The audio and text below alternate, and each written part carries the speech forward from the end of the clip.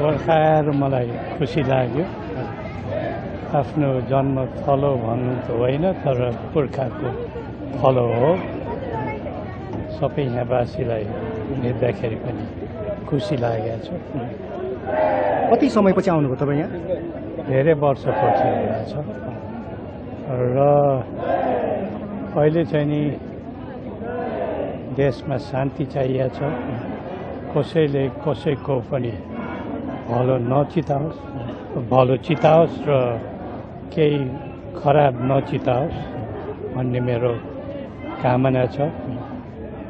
कोही पनि केही गर्नुलाई पनि डराउनु पर्दैन। देशको शान्ति कायमै होस्, देशमा विकास होस् र सबैलाई सुख र समृद्धि होस् भन्ने मेरो कामना। धन्यवाद।